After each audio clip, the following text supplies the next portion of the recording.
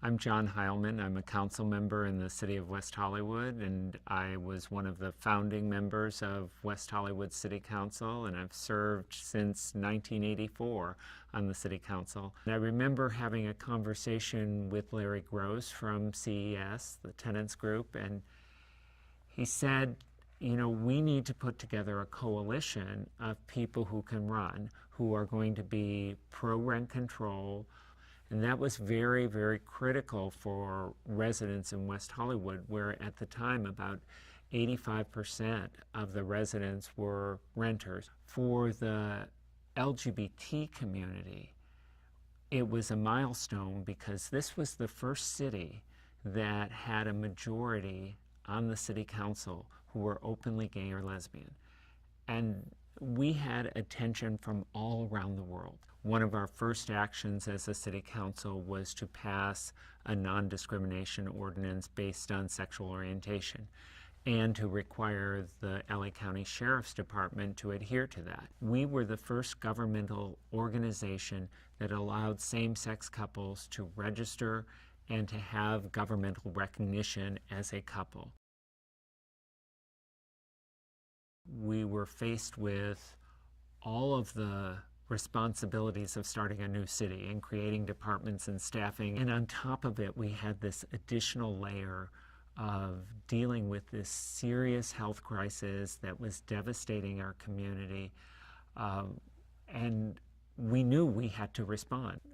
Terrible thing about it is that so many people who had been leaders in the LGBT community were themselves being stricken. You really didn't know when the next shoe was going to drop. You didn't know, am I going to get it next? Is somebody else, is another friend of mine going to get it next? And since in the early days, we really didn't know that much about transmission, everyone was walking around scared, but we had to go on, we had to work, we had to take care of the people who were sick, and we also need to do everything we can to try to prevent people from becoming infected. So that was sort of our two-pronged approach. Every time I hear Ronald Reagan's name, I cringe because he did nothing as president.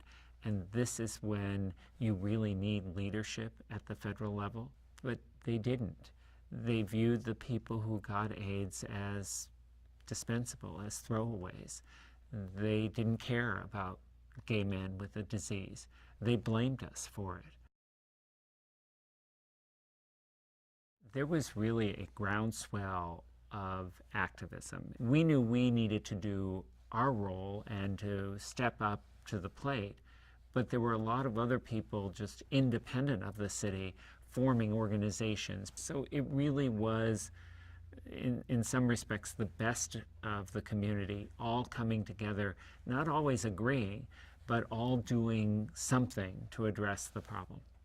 I don't know how I got through it. I don't know how any of us got through it, but we had to. I was very involved in drafting our non-discrimination ordinance based on HIV and AIDS, and worked with the city attorney in LA to draft that. And again, I think that provided a degree of protection to people, but it also humanized the AIDS epidemic, and it made people realize these are people. You cannot discriminate against people based on the fact that they have a disease or that you perceive that they have a disease.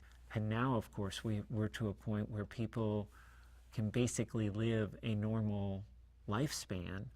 To have gone through that dark phase to the phase we're at now, it gives me hope.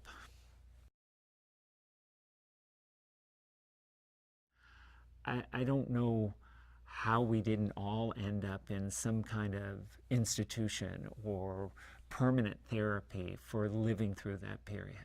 Had there been a more concentrated response, a more appropriate response early on, I don't think AIDS would have spread in the way that it did. I don't think it would have affected as many people. Before AIDS, there were a lot of people who would live in the closet all their life.